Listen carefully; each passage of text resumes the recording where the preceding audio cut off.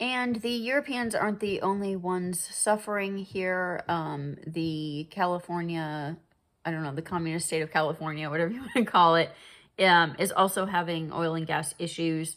California's gasoline market is entering a period of acute supply shortages directly attributable to prior refinery closures and the long-term systemic decline in in-state crude oil production, which have been further exacerbated by the ongoing war in the Middle East.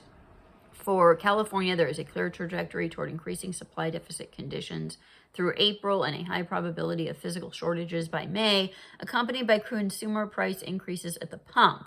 As of the week ending April 3rd, 2026, combined gasoline and crude oil inventories stood at 9 to 10 days of supply.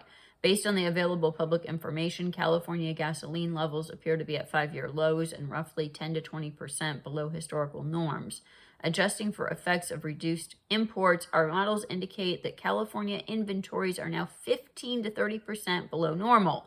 At these levels, California's fuel system has minimal resilience. Inventories are no longer functioning as a meaningful buffer.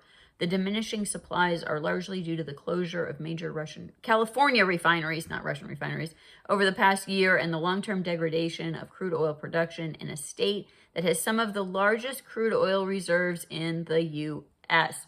So again, the People's Republic of California, or whatever you want to call it.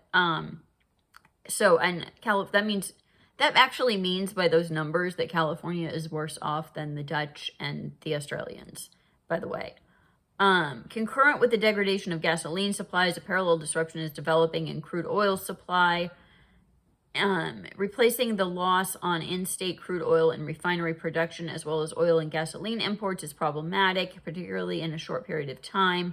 Atlantic Basin refineries can only replace about 15 to 20% of the Asian CARB-compliant gasoline, and replacement crude needs to be compatible with California refineries, which require heavy sour oil types.